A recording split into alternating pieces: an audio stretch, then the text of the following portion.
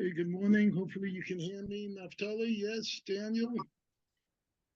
Anybody Yes, else in there? we can hear you. Oh, wait, hold on. It's in my headphone here. Took that On off. your phone, just turn off the switch. No, okay. Hey, Daniel, can you hear me? Yeah, we can hear you. I can hear you I don't perfect. hear them. Turn off the Bluetooth. I turned off the Bluetooth. Turn off it on the phone. I think it's off because I shut it off here. Daniel, can you speak one more time? Sure. Can you hear Oh, me now? perfect. Yeah, great. Can you hear me now? Verizon commercial. Okay, you're looking good. You're looking. I like the beard. Okay. Okay, we're at the top of 36 Amud Aleph. About 8 lines from the top. Vayomer Rav Yehuda. Va'amar Rav Yehuda. Okay. Va'amar Rav Yehuda. Rav Yehuda also said, Haiman the Nukit Magla the Suvalia. One that takes up a scythe and a rope. It's really a sickle. Yeah, I have this image of, like the angel of death by, non-Jews. They have this guy standing there with a big sickle, Anyway, here's this guy coming along with a sickle and a rope. What's he going to do? He says, Ezo Igra, the Ezo, I really need to put my glasses here. Igzera, Ledikla, Diflandia. I'm going to go and cut down so-and-so's palm tree. He didn't really mean he's going to cut down the palm tree. He meant he's going to cut the dates off the date palm from the palm tree. This Vante Mine. And why is he doing this? Because he's one of these guys who's making a claim. He's saying, because I bought it from him. Okay. Meheman, is he believed? The court doesn't prevent, Meheman. So he's believed. All right, so the court doesn't prevent him from doing that. That's kind of strange. Somebody walks in your property, all of a sudden comes in with a sick woman, maybe because he comes in with a sickle or a machete, you're not going to mess with him. But he's believed. I say, why do we believe him? Lochatzif inish migza dekla delav delay. Because a person does not have so much chutzpah, then he's going to walk into your property and cut the dates of your date palm. So that would take a tremendous amount of chutzpah. You can sit down or you're just going to walk around. All right. Nowadays, you see these people coconuts, whatever. Thus, the very fact that he does so indicates that his claim is truthful. All right. Rabbi Yehuda. And Rabbi Yehuda further says, one who occupies a strip of a field that's outside the wild animal wall. All right, all these cases that are coming up are going to be cases where someone wants to claim, because we've been talking about chazakas, it's established that this is his, that this piece of land or whatever it is, or fruit, etc., belongs to him. All right, and each time we bring up another case, and they weren't so hypothetical. They were kind of probably things that happened. You got it, Daniel? So Daniel's trying to swat flies here, So she's paying a lot of attention. Thank you very much. Or that wherever you are, whatever. Okay. So he can't make a claim of a chazaka. So I want you to imagine what's going on here. Think of it like you have a swale in front of you. You have a house, you have a fence, and there's a swale in front. Now, nowadays, the government says the swale belongs to the government, but people still plant trees on the swale. They take care of the swale, which you're supposed to. They might even plant some nice plants, all right? And many do it just to make it look nice. Many people do it just to keep other people's from parking the cars there. But along comes a guy with but it really doesn't belong to you in those cases nowadays. But let's say it did belong to you. Let's say that what you did, there was no swale. You just moved your fence back from your property line. Why? Because your property is adjoining a national park, all right? And there's a lot of wild animals there, all right? And these wild animals would come into your property and always eat you and start grazing on your produce there. So you build a fence and you leave a little bit in front of the fence of cultivated property, stuffed animals to graze on. So, in other words, it's yours. But you purposely do that because you'd rather have the animals stay outside the fence while they're coming to eat than come inside your fence to eat. It's the same thing. A guy comes along and he wants to, with his trap, he comes to the camp. There's no more campsites left in the national park. And he takes his trailer and he parks it right in the front and wants to make claim. This is my property. I'm going to be living here for a year. And you don't make a complaint initially. Why? Because everyone knows that it's not his property. It's your property. You made that there just for, an extension, but area for park animals. All right. So this is a different type of animal who took your property. Anyway, so one who occupies that strip of field that is outside of the wild animal wall, the one you built, he has not established a chazaka, and meaning for himself, even if he's been there for 3 years. The guy parked his trailer, he's been living there for 3 years. My timer, what's the reason for this? For the original owner can say, anything that he planted was eaten by the wild animals. So I saw no need to protest. All right? He planted it there for the wild animals. This guy comes along, whatever, but wants to claim the land, but there's nothing there. He knows it's his. So in that, again, situation where the owner didn't protest, despite the fact that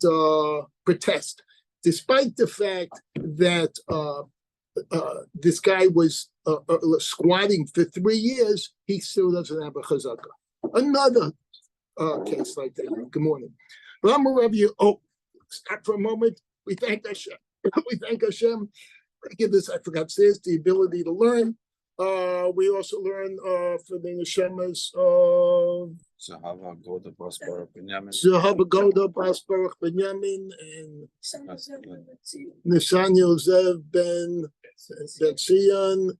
And any other neshamas that could use it up there, wherever they may be. And refer Shlema to Gedalia Getzu Ben Eliezer ben Avram.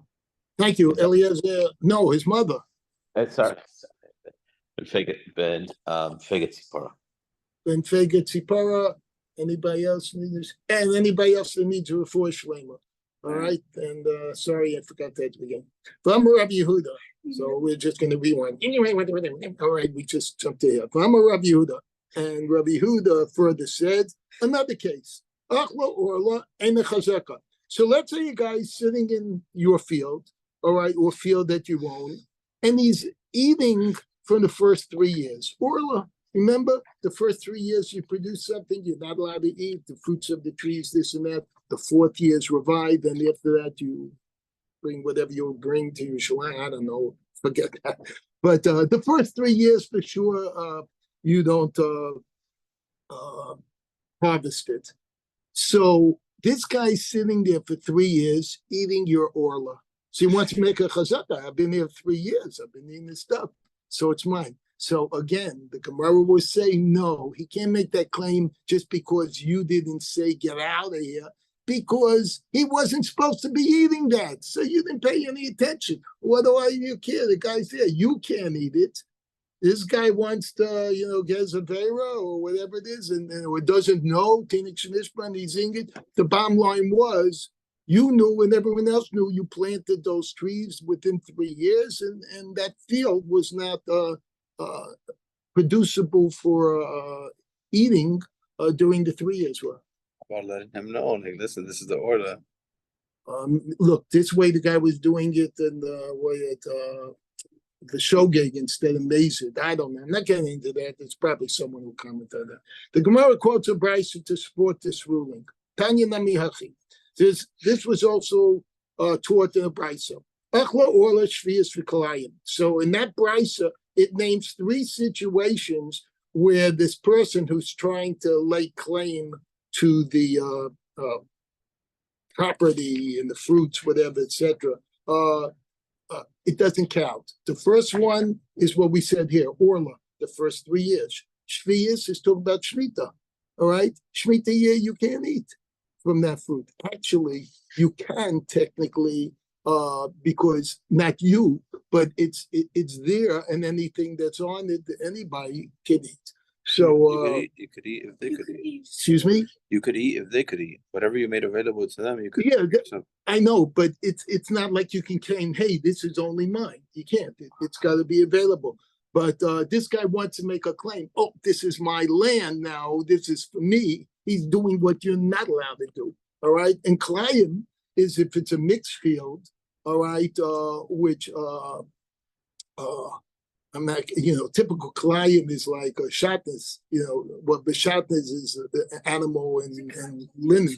But yeah, air Klayim is 2 different species putting together. grape. What? grape and grain. Grape and grain, he says. All right, sounds like a cereal box. Okay. Orla Shvius Klayim. All right. Ain't a chazaka. Again, he doesn't have a claim or chazaka because the only reason the owner didn't go and stop him was because he knew he really wasn't allowed to eat that stuff. A third ruling, another example. Amar Rav Yosef. Rav Yosef says, Achla shachas. All right. What if the guy's eating unripe grain? All right. We don't eat unripe grain. All right. Unripe grain, the only reason someone would cut grain earlier is to use it for animal fodder. All right. And that's not like father and mother. All right. The way I speak. All right. That's food for animals, animal fodder. All right. Lo habe chazaka. So that doesn't constitute a chazaka. All right. So that's why the guy's not protesting because the guy's cutting the field, earlier than he should be, and he's eating it. Right. So Rava qualifies Rav Yosef's ruling. Rava said, the bitzaba mechoza kaima. Mechoza, it's always mechuza. That's again the same place that they made the icebergs into a mikveh, the ice into a mikveh there in Mishnayos. Rava, so he says in the land that was situated in the valley of Mechuza, they had a chazaka where they actually, there they actually would cut grain early. It was something that was done. It was commonplace. It was the custom there. So there, the guy would have a chazaka because it's an exclusion, which means if you're not in the neighborhood of Mechuzah, it's not a chazaka. So it's saying, yes, it's bringing a case of an exclusion to the situation in one place, all right, but everywhere else, it would not be a chazaka because it's only there would the farmers cut the grain early. A fourth ruling, okay. So in all these cases so far, we've taken stationary areas where someone's come in, stayed there for 3 years, eaten or harvested the fruits or land produce, and wanted to say, hey, I've been here for 3 years doing this, it's mine. And the owner never protested. I keep on saying protested. All right? What? Try and say it correctly. All right? They're both correct. Maybe one in England, I don't know. All right. A fourth, but again, these are stationary cases, and we've knocked each one out, even though the owner has not protested. Amar Rav Nachman, what's this fourth case? Tafticha lo habi chazaka, a broken land. So broken land probably means parched, cracked land. It's not really a good land that one would make a plant and produce on. Let's see what it says here. Land's full of cracks and therefore practically barren. Right? I have this vision of like desert land that's had no rain, and they show pictures and it's all kind of cracked up. All right. It's not cracked up to what it's supposed to be. All right. Does not establish a chazaka as the owner. Again, why didn't the owner go there and say, get out off my land? He says, because the owner is not concerned with the meager crop that it produces, so he didn't protest. All right. A fifth case, All right, boy, the Gemara is just trying to show you that since even though until now we said all you need was 3 years, to be a legal squatter, all right, this thing, it's not so easy. It depends where and what you've been doing, even if the owner didn't protest. Right, fifth ruling now. Up in Korah, but Ayel Korah. This guy's a bad businessman. He says he planted the core seed, and it come to harvesting, he harvested the core produce. So that's like someone investing 100 grand in the business. At the end of the year, he does the accounting. Guess how much he made? 100 grand. All right. Well, I mean, when he put in, that's what came out. So that wasn't very good investment. So if the crop was so poor, they yielded no more than he expended, lo have chazaka. It doesn't establish a chazaka. And that's why the guy, the owner, didn't really protest, because he knew that this land is not going to, do anything. That's why he himself didn't work the land. And he knew that this guy, he wanted to go work the land a little bit. So go do whatever you want to do. It's not going to bother me. All right. What's interesting here is you see two sides of people, or two different types of people. Like they say in crises, you see the good in people come out and the bad in people. So in all these situations, you see the owner not protesting, and it's like he doesn't want to give a crop. All right. So to say, go ahead, do what you want to do. It's my land anyway, but I don't mind if you're doing that. So in a way, he's been kind of nice to the guy, but that doesn't mean you owe it. In the meantime, the other guy's really taking advantage of the situation, perhaps, or doesn't know that he's not allowed to do it, and is doing something that really basically he shouldn't if someone told it to him. We're not up to that yet. Whoa. A sixth such ruling. Now a sixth case. Reish Galusa. All right, now we're going to talk about the Reish Galusa. I love the Reish Galusa, only for one reason. The Reish Galusa was the head of the Jewish community in Gullus. All right, but in English, Gullus is called diaspora, which for many years I had no idea what that was outside of the name of a band. And Reish Galusa in English is the Exarch, which also, so the Exarch of the diaspora. What a title, all right? Sounds like a great movie. Sounds like a great movie, yeah. But it also sounds very powerful. And that's what we're going to learn, that he was very powerful because he was very rich, all right? He cannot establish a chazaka in our property, nor can we establish a chazaka in theirs. This is very interesting. The Reish Galusa is so powerful that he had like the law of eminent domain nowadays. That law says that the government, if they want your land and your house because they're going to build a new street going through, they need it for telephone lines, they need to put a train through, they literally can go and say, we want your street, we're taking it, and we're paying you fair value for it, and there's nothing you can do. That's the law of eminent domain, right? Yeah. The phone line would be pretty If the phone, outdated. because the phone line, the phone line is outdated, but so is the trains. We don't use much trains now. Where they want to make special lanes off the highway for just the automatic run cars by AI. So they need extra land. They want to buy all the store off 95. They want to buy all those little strip malls that are right off 95. Anyway, you get the idea. But here's the point, that the Exarch can't make a claim on you, and you can't make a claim on his land. Why? He was so powerful, nobody would mess with him, right? Because there's no way they would win. And because he was so powerful, we really didn't trust that he honestly acquired your property, because he could have just said, hey, I'm taking this property, whether you like it or not, it's kind of mafia style. Even though he was good, he was the head of the Jews. I mean, the Jewish head of the Jews. But, because it was definitely uneven odds, all right?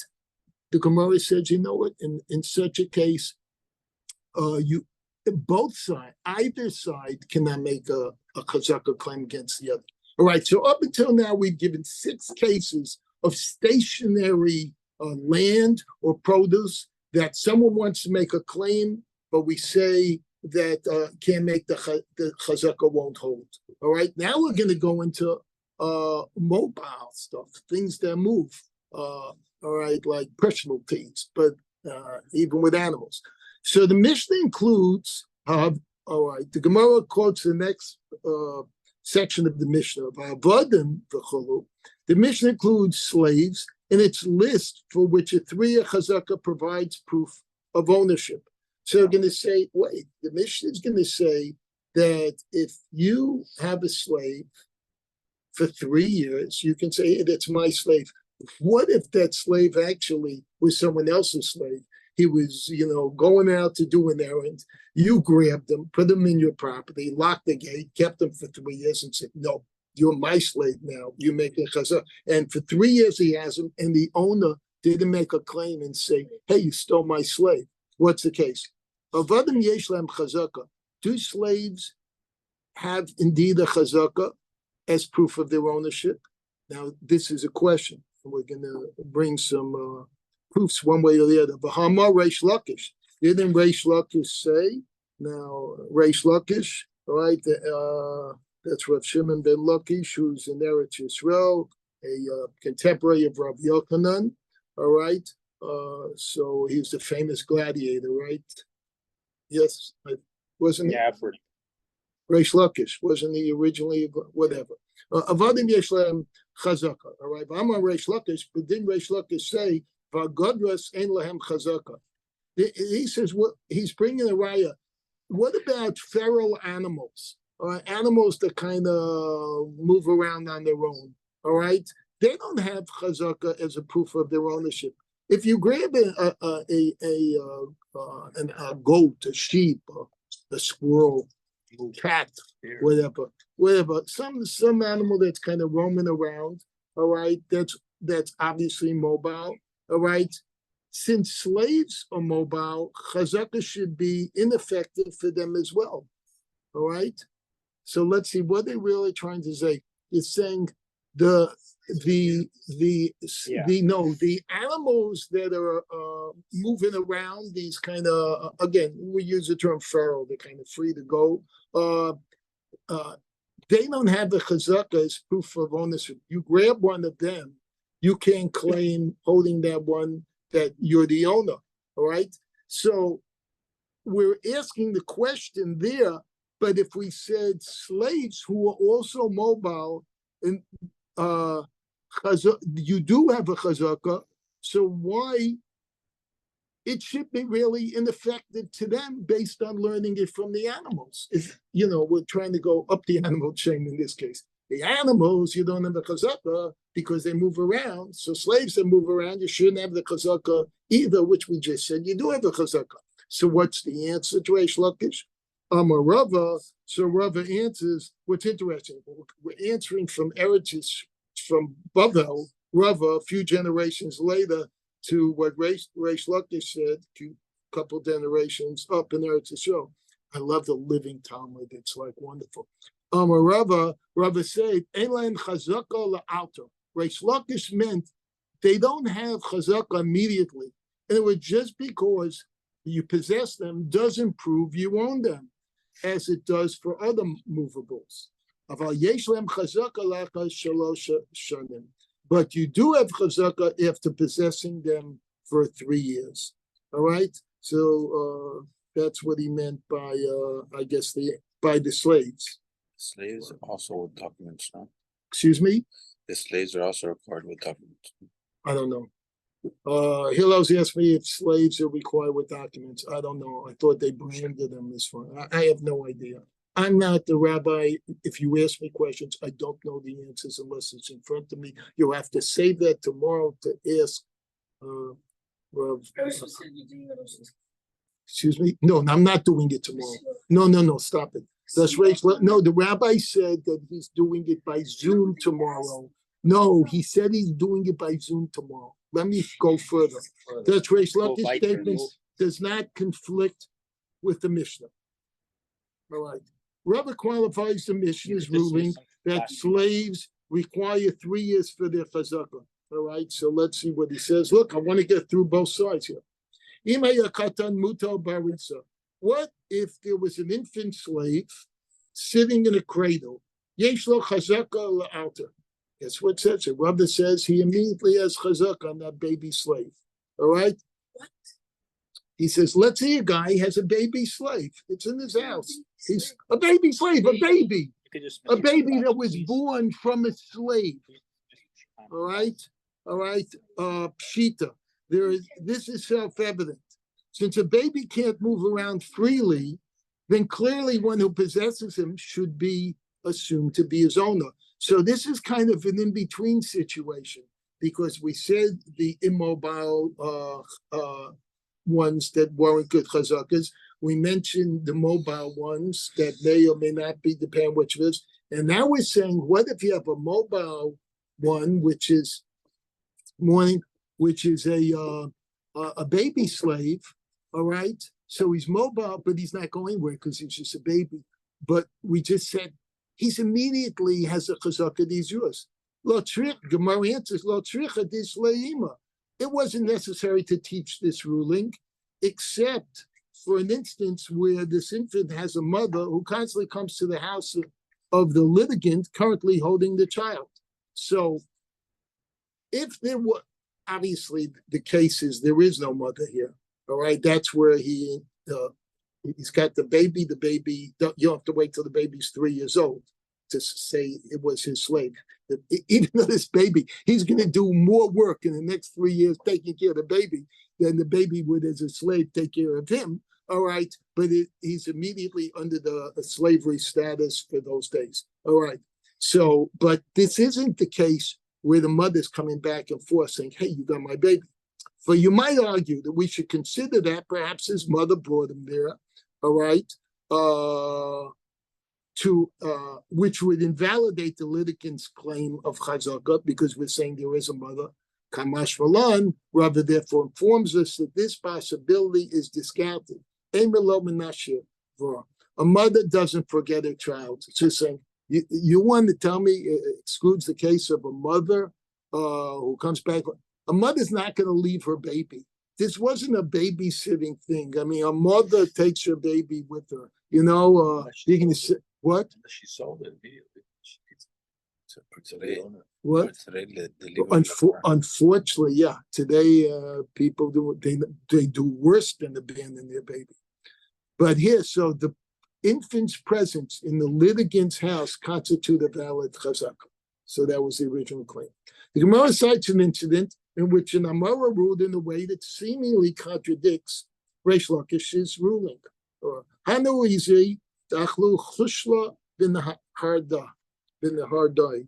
All right, and Nahardai is the yeshiva where Rav Nachman was, so that's in Bavel. All right, Asamare chushla tafsei. So he says this is a story. There are these goats. All right, and goats normally are roaming animals, and they ate some husked barley in the field of Nahardai.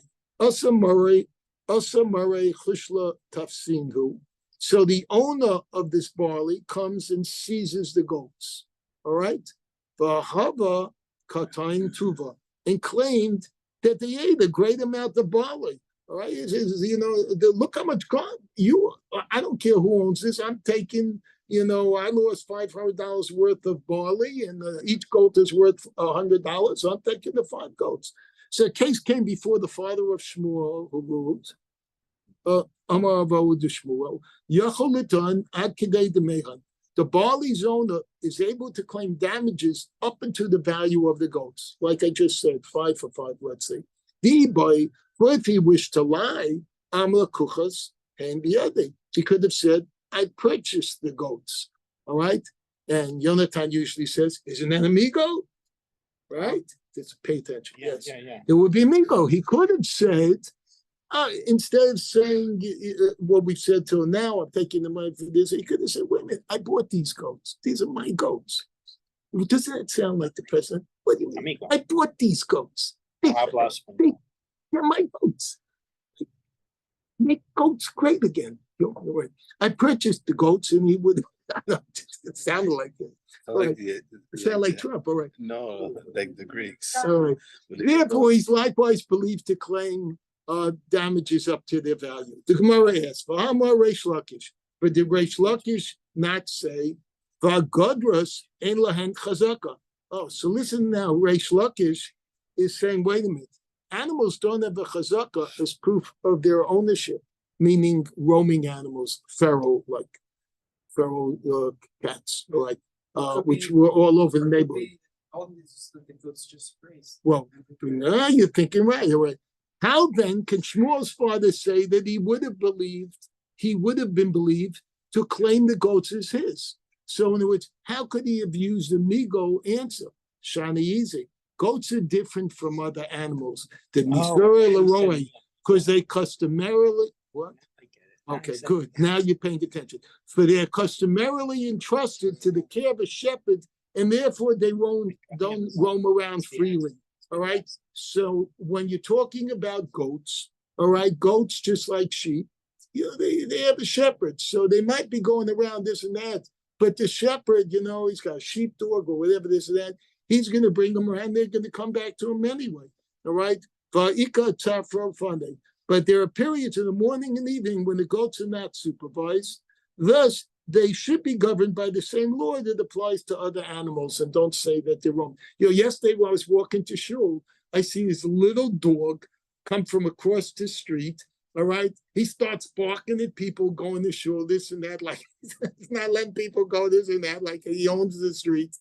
And then they just walk by, going to shul, and then you see the dog's finished, there's no one to bother, and then all of a sudden he goes down 10th Avenue. It's like he's going to walk home. So the dog's on his own. He's taking a walk. You see these dogs, they do it. They know the smell. They know how to go home. But and cats do that too. Anyway, cat that's owned by someone and fed because cats are loyal to their homes. Anyway, the Gemara answers. Ben Harda, what? Yes. They're loyal to the food. No, dogs are loyal to the owner who feeds them. Cats are loyal to, they're loyal to the home because that's where they eat. But I'm saying the owner can change and start feeding them. They won't go with the owner that moves unless he takes them with him. All right, they'll stick with the home. You know what? I have to have a quick story. My mother, she rest in peace, said in the Holocaust, after the war, when they returned back trying to regain their homes that they had owned, and unfortunately at that time, many people, this was in Poland, took over their homes, wouldn't give the homes back to the rightful Jewish owners. Not only that, she told me stories where one guy would want to make a deal, took the guy out to the field. He says, let's talk about it. And then the guy who took it over came back, but the Jew they returned never came back from the field. So my mom said, who was young then, that she came back to their home, which they could not get into, and the cat they owned was still at the home. And she said it left her such an impression that they let the cat stay there, but the Jews, the original owners, they had to go and they weren't allowed back. So it just came to my mind. All right, Benarada Taye. What? Did you take the cat? No, the cat stayed with the home. To take the cat. I mean, they had to go find a place to live. Benarada Taye Shriche. Back to Nehardai. All right, we're back to where Rav Nachman had yeshiva. Right, in Nehardai, there were Arab thieves all around. And if the goats, and that's why over there, they didn't let the goats run free. Or, I mean, they might have been free around the shepherds, but if they were selling a goat, all right, it would be hand-to-hand combat. Lahabdil, this was hand-to-hand sale. Because if they let the goat go free, then it would be stolen by the thieves, right? So they were always supervised technically, and therefore whoever owned them or at the time who held them was in their possession. So the Migo would have applied in the Hardai because he could have said, what do you mean? I own these, I bought these, all right? but that's the only place it would have applied if you want to use that answer. The Gemara cites a section in our Mishnah, all right? We are now 3 lines from the bottom of Amud Aleph. Rabbi Yishmael Omer Shlosha Chadashim. Rabbi Yishmael says 3 months, all right? The Mishnah states Rabbi Yishmael requires that an occupant to use a rain-watered field for 3 months in each of the first and third years in order to establish a chazakah. And Rabbi Akiva requires only 1 month. All right. So what's it talking about?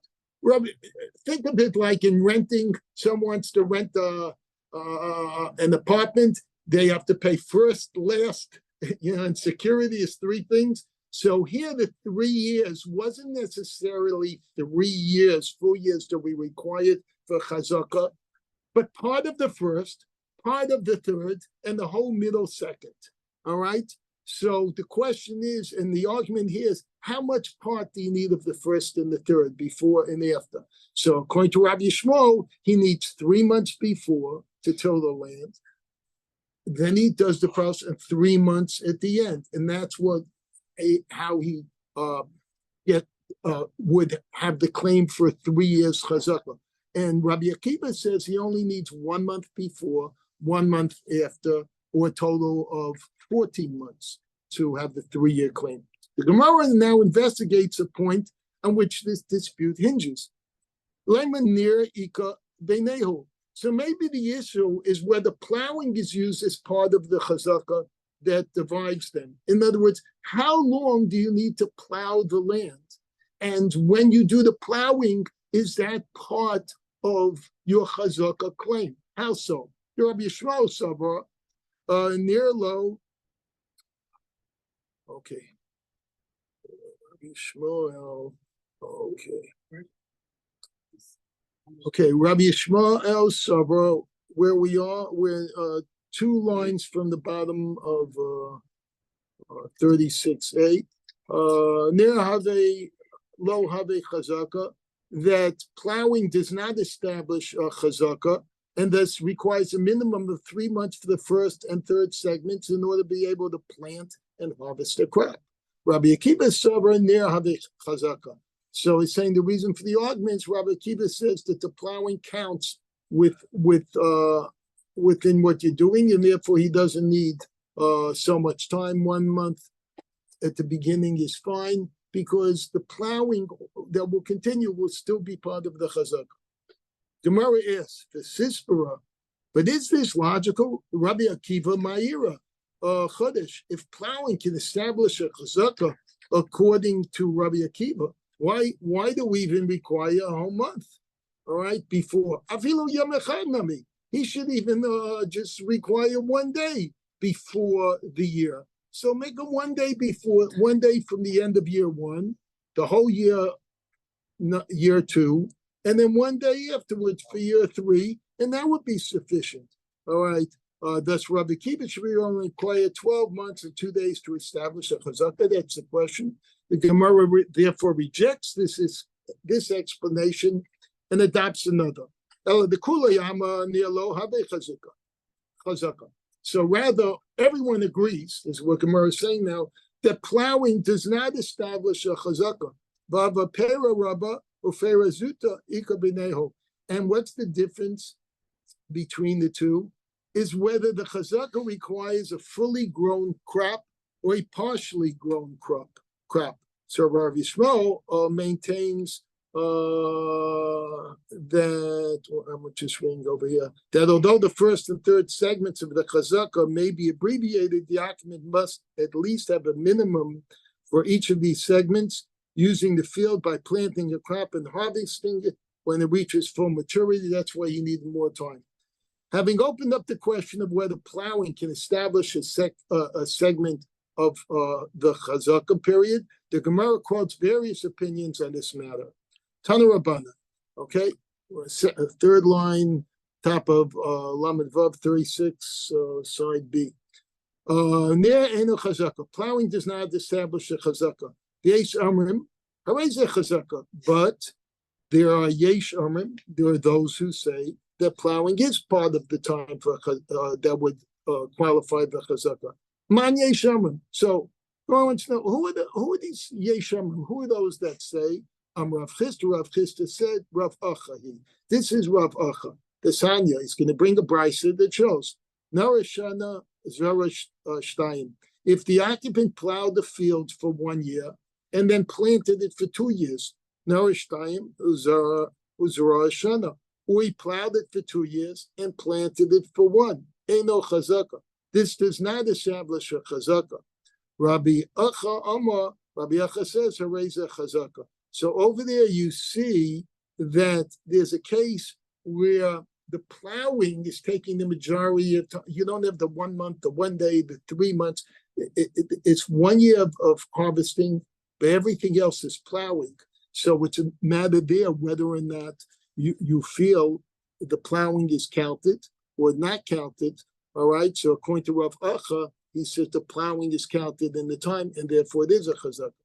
A supporting opinion. Rav Ashi said, Shalis go call Gedolah Hador. I asked all the great scholars of the generation, Bramuli, and they said to me, Near Habisa Chazaka.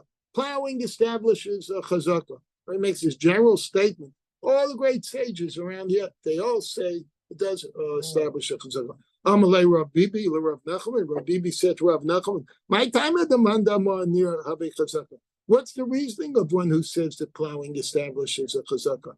Rav Nachman replied, Labedinish, the Charivo lay, the Are B'Shasik. A man would not see another one plow his land and remain silent. Come on, give me a break here. The guy, the owner, is watching this other man plow his land for 2 years. Right, and he's not going to say a word. Hey, excuse me, you're plowing my land? It's not your land, it's my land. Thus, although the occupant does not harvest any produce during this time, it's interesting because in the case with 2 years first of plowing, everything until now had to do with in the land ones where they took the produce. Remember on the land, the one here, there isn't even any produce yet. All he's doing is preparing the land, plowing the land. So if he didn't, a man would not, so he says, thus, although the occupant does not harvest any produce, the fact that the previous owner does not protest indicates he is indeed sold the land. That's what we think. Rabbi inquires further, my time at demand amar near lo have chazaka. And what's the reasoning of the guy who says that plowing does not establish a chazaka? Rabbi Nachman replied, Meimamah, because the owner is not motivated to protest. It's the owner saying, hey, this guy's not going to have this. I'm getting my land plowed for free. So he went to cut my lawn, So what do I get? He's going to look at, he went to plow my land. When I finally get to plant my seed there, it's going to be, let him put every last splint of the plow into the soil, see if I can. Thus, his silence doesn't indicate there's his admission, all right? Normally, shtika kehodar dummy. When you're quiet, it means you agree. In this case, his being quiet didn't agree. Thus, his silence does not indicate his admission, and no chazaka is established. A definitive ruling is sought. Shachalei b'nei Pum Nara l'Rav Nachman bar Rav Chisda. The people of the town of Pum Nara, that's the name of the town, sent the following inquiry to Rav Nachman bar Rav Chisda. Yilamdenu Rabbeinu, our master teaches us the law. Nira habe chazaka, olo habe chazaka. Does plowing establish a chazaka or not? All right. Amalahu. So Rav Nachman said to the people of Pumnara, Rabbi Acha v'chol gedolei ador amru Rav Acha, and all the great scholars of the generation says, Nehareze chazaka. The plowing establishes a chazaka, like we said above. Rav Nachman bar Yitzchak takes issue with this, but Rav Nachman bar Yitzchak disagrees. Amar Rav Nachman bar Yitzchak, Ravusa lemichshav gavrei. Isn't it a great thing to enumerate authorities? First of all, he's saying, why are you bringing all this proof? I mean, all you have to do is bring, one posek, the posek ador at that time, bring a great scholar's name and say, this is what he holds. What you bring, say, the great scholars, they all say this, you don't need more to bring more proof. This is not a majority rules. It's what's the rule? Well, majority does rule, but I mean, if there's a great posek that's doing it, that should be good enough. What? To validate it. Majority of quality. Majority of quality. Not quantity. That's nice. Okay. That is it proper to rule the plowing establishes chazaka simply because a number of sages maintain the view? I can cite authorities on the contrary. So it's gonna be a fight. I'm gonna name you all the great sages. Rav, Shmuel, Bava. What about Rav and Shmuel and Bava? The Rebbe Yisrael.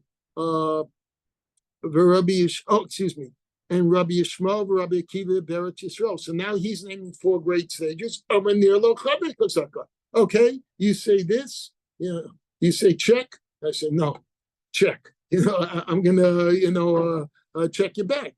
All right. Gemara analyzes Rav Nachman Bar Yitzchak's statement and asks, okay, now as far as Rabbi Yishmael, Rabbi Akiva, their views can be found in our Mishnah. For since they require 18 and 14 months respectively, they said that they obviously hold that plowing does not affect the chazaka. We said that above. Rav Mahi, but Rav, what's the source of his view? Dama Rav Yehuda, Amar Rav, the Gemara explains, Rav Yehuda, same name of Rav, so Divrei Rabbi Yishmael, Rabbi Akiva. These rulings in the Mishnah concerning the chazaka of a rainwater field are the words of Rabbi Yishmael, Rabbi Akiva, and they form only the minority opinion compared to the majority that the other Rav was quoting. But the sages say, a rain-watered field, chazaka requires 3 full years of use from day to day. Now, what does it mean from day to day? What does that exclude? Lav lamute near, the low, doesn't it come to exclude plowing, implying that it doesn't affect the chazaka? So we see that Rav rules that plowing does not affect the chazaka. Excuse me, Ronnie. What? Question. Did Yeah. you just read that a rain-watered field requires a full 3 years? Well, first of all, we're only talking about rainwater fields. What I read was that when day to day, the question was whether or not the plowing was included in the time or not. So again, just to read it again, because we're only talking about rainwater fields so far. So a rain-watered field, chazaka requires 3 full years of use from day to day. And the Gemara's question is, what does that mean for day to day? What does that exclude? I thought we learned the opposite when we learned the Mishnah. I thought what we had learned, maybe it was the commentary, I don't remember, is that if fields are irrigated, so the owner controls the water, then it's full 3 years day to day. But if the field is fed by rainwater, that means that it's only going to have occasional crops, and it's like 3 harvests counted. And that's where we get to the either 12 months 14 months or 18 months. Is that right? Is that? Well, I gotta be honest with you, I don't really remember. I remember, Right? No, I remember there being a difference. the difference between rainwater fields and non-rainwater. All right, so we'll have No, to but go. let me ask my question, Randy. Yeah. Maybe somebody can help me here. I don't understand the logic of how you get to 14 months or 18 months, not even talking about that dispute. Because if you have a rain-watered field and you only have a crop once a year, and I think that was the assumption. Right. Let's say you harvest a crop in June, that's month number 1. Then you harvest it the next June, that's now 13 months. Now you need another 12 months to get to the next June. That's No, 20. so the way I understood it is this 14 months and the question of 12 months and 2 days, or the 18 months, was you only needed 1 crop. But Only you needed need one what? 1 crop, which means 1 year of harvesting, but you needed 3 years. So the 3 years were gotten by having the end of year 1 and the beginning of year 3, whether it was 3 months before and after, which gave you 18 months. In other words, 6 months in addition to year. So your understanding is it doesn't refer to the harvesting of the crop, but the year in which the crop is harvested. Right. Oh, that's interesting. That's okay, thank you. We can ask the Rav tomorrow for clarity, but that's how I understand. And that's why you have all these machlokas. about the amount of time, right? Let's just continue. I want to try and finish a little more. The Gemara, thank you, Naftali. The Gemara continues analyzing Rav Nachman bar Yitzchak's statement in there. Shmuel Mahi. What's Shmuel's view? Dama Rav Yehuda Mashmuel. Rav Yehuda said in the name of Shmuel, Zod Devrei Rav Yishmael Rabbi Akiva. These are the words in the Mishnah regarding the chazaka for field of trees. Are the words of Rabbi Yishmael and Rabbi Akiva, and form only the minority opinion. We just said Aval Chachamim Amrim Ad Shigda Shalosh Gzeros. Okay, this is actually, you were saying ahead, now they're calling the Mishnah. But the Chamim say, Chazak is not established until the occupant harvests 3 crops of dates. That's what you said. V'yivcha shalosh b'tzeros, or reaps 3 crops of grapes. V'yimsach shalosh mesikos, or picks 3 crops of olives, which requires 3 years. That's exactly what you just asked. So let's see. So we see, therefore, that Shmuel holds that plowing does not affect the chazakah. Okay, so now I don't really have the answer because they just asked the same question you asked, and but we certainly don't have 3 years, but maybe 3 crops within 1 year is what makes it. As long as you have 3 years total, again, and then the question of the 3 years is how much time on the side of each year. I only have a couple minutes left, so let me just try and do a little bit more. Might be now, what's the practical difference between Rav and Shmuel regarding their understanding the sage's view? Because they both seem to require 3 full years, it says here, to establish a chazaka. Amar Abaye, Deko Nara Ika Benehu. The time required to establish a chazaka of a young date palm is the practical difference between them. The final, a young date palm yields 3 crops in less than 3 years. I'm reading the commentary. Thus, since Shmuel insists that only one harvest, the produce of the same trees 3 times, could establish a chazak of a field of young dates in less than 3 years. So that's kind of what I answered before. It's a matter of how often it produces, and if it can produce in 1 year, you can get the 3 years if you put the bookends on, something like that. Rob, on the other hand. Okay, I'm not there. I'm a Rabbi Shmuel, Bemed from Amur Mistay 11. So what's this said in regard? What is this said in regard to a grain field? The Gemara above Ram and Shmuel established that Allah follows the field of the sages who did Rav Shmuel and required 3 harvests of 3 separate years for most trees, according to Shmuel, or 3 years of usage according to Rav, in order to establish a chazakah. Abai points out that despite their disagreement, when we still learn the law from Rav Yishmael, that the sages would not disagree with. Abai says, with the Rabbi Yishmael, from the words of Rabbi Yishmael, Nishma the Rabbanan, we deduce the opinion of the rabbis in the following case. Hayalo Shloshim Milanas. Let's stop here only because we have to start. Well, let's just finish. It's 3 lines. If you have 30 trees, Mimata Asara Levesa, he planted. Oh no, this. Let's just start this tomorrow. So we're 3 lines from the bottom. All right, thank you very much. Sorry, we left with a little bit of question marks there. We could have the rabbi hopefully clarify that. Thanks for asking. Thank you, Rennie. Yeah. Just for Naftali's question, it sounds like Rob was saying that the plowing, like we were saying before, like you, and that Shmuel was saying that 3 harvests. Sounds like Rob was saying plowing, harvest, plowing, and Shmuel was saying harvest, harvest, harvest within the first year. But Daniel, if it's harvest, how did you get to the calculation of 14 months? Wait, guys, you got to forgive me. Call each other because I need my phone. I got to leave. All right? All right. Okay. All right. What? Okay. Bye. Sorry. Continue. I guess we'll run. Call him. Okay, Right. thank you. Okay, we'll discuss tomorrow with the rabbi. Okay, Thank you very much. All right.